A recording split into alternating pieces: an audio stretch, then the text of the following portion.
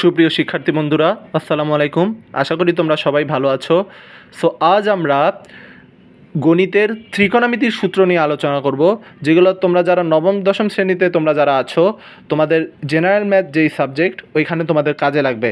So সেখানে কাজে লাগার জন্য যে সূত্রগুলো প্রয়োজন সেগুলো নিয়ে এখন আমরা আলোচনা করব।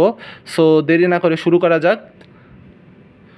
সো আমরা হচ্ছে 1 নম্বর সূত্র যেটা দেখছো এটা নিয়ে আমরা আলোচনা করি। তার আগে আমরা ত্রিকোণমিতির যে জিনিসগুলো আমাদের জেনে রাখা দরকার, এগুলো সম্পর্কে একটু আমরা জানি। যেমন ত্রিকোণমিতির ম্যাথ করতে গেলে আমাদের 6টা জিনিস আমাদের জানা রাখা লাগে। 6টা যে সিম্বল, ওটা ছাড়া যে আমাদের ত্রিকোণমিতি সম্ভব নয়। সো 6টা সিম্বল হলো sine theta, cos theta, tan theta, cot theta, then হলো সেক থিটা আর কসেক থিটা, রাইট? ওকে।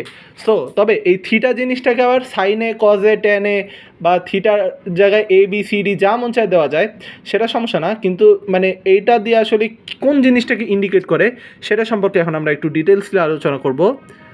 আর এই সূত্র যেগুলো এখন আমি তোমাদেরকে বুঝাবো সেগুলো তোমরা ভালোভাবে আয়ত্ত করবে, কারণ এই সূত্রগুলো যদি তোমরা ভালোভাবে আয়ত্ত না করতে পারো তাহলে তোমরা কোনো ম্যাথই সলভ করতে পারবে না।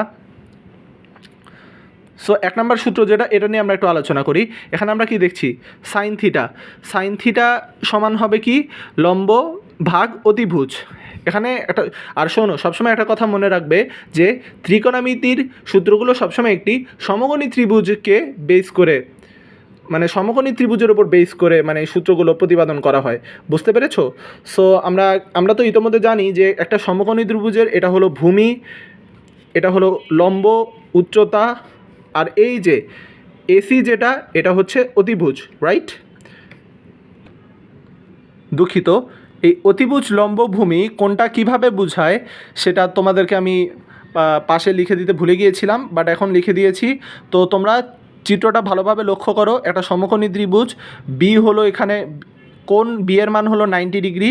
সো এইটাকে বেস করে আমরা দেখব যে এসি বাহুটা হলো অতিভুজ, এবি বাহু হলো লম্ব, বিসি বাহু হলো ভূমি। ওকে, তাহলে এখন আমরা সূত্র সম্পর্কে আলোচনা করব। যেমন সাইন থিটা, এটার দ্বারা আমরা বুঝি হলো লম্ব ভাগ অতিভুজ। এই সূত্রটা মনে রাখার একটা নিনজা টেকনিক আছে।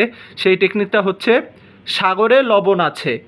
এখানে সাগরে দিয়ে সাইনকে বোঝায়, লবণ দিয়ে লম্বকে বোঝায়, আছে দিয়ে অতিভুজকে বোঝায়। তাহলে সাগরে লবণ আছে, সাইন থিটা ইকুয়াল লম্ব বাই অতিভুজ, এভাবে মনে রাখবে। এক্স্যাক্টলি কস থিটাটাও এরকমই।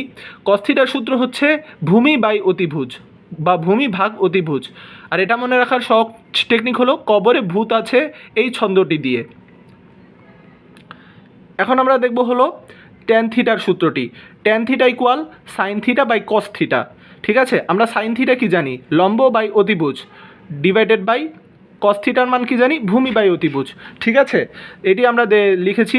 এখন হচ্ছে আমরা এটাকে ভাগ করব। ভাগ করলে ফাইনাল রেজাল্ট আসে হলো লম্ব বাই ভূমি। আবার এখন কট থিটা সম্পর্কে জানবো। কট থিটাকে আমরা যদি জানতে চাই, কট থিটা সম্পর্কে, তাহলে এখানে আমরা কি দেখছি? 1/tan থিটা করে আমরা 1কে আমরা 10 দিয়ে ভাগ করব। তাহলে ফাইনাল রেজাল্ট আসে কি? ভূমি বাই লম্ব। এখন আমরা দেখব হলো সেক থিটার সূত্রটা। সেক থিটার সূত্র হচ্ছে 1/cos থিটা। তাহলে আমরা কস থিটার মান কি জানি? ভূমি বাই অতিভুজ, তাই না? কস থিটার সূত্র। তাহলে 1/ভূমি বাই অতিভুজ, ফাইনাল রেজাল্ট আসে হলো অতিভুজ বাই ভূমি।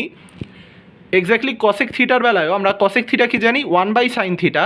তাহলে 1কে আমরা সাইন থিটা দিয়ে ভাগ করব। সাইন থিটার মান কি জানি? লম্ব বাই অতিভুজ। তারপরে এই যে 1 লম্ব বাই অতিভুজকে খাটিয়ে আমরা ফাইনাল রেজাল্ট পাবো অতিভুজ বাই লম্ব। ঠিক আছে, আরও 3টি সূত্র আমরা জেনে রাখি, এটা আমাদের বিভিন্ন ম্যাথে কাজে লাগবে। যেমন sine square theta equal cos square theta equal 1। আমি তোমাকে আগেই বলেছি যে থিটার জায়গায় এ হতে পারে, বি হতে পারে। এটা কোয়েশ্চেনে টিচার যেভাবে মন চায় সেভাবে দিতে পারে, এটা কোনো সমস্যা না। আবার sec square theta minus tan square theta equal 1। আবার cosec square theta minus cot square theta equal 1। তো এই পর্যন্তই হলো তোমাদের সাধারণ গণিতের ত্রিকোণমিতির জন্য যেই সূত্রগুলো তোমাদের জানলেই চলবে, যেই সূত্রগুলো তোমরা ভালোভাবে আয়ত্ত করলে তোমরা যে ম্যাথগুলো পারবে, এগুলোই সেই সূত্রগুলো। সো আজ এই পর্যন্তই। ধন্যবাদ সবাইকে। আসসালামু আলাইকুম।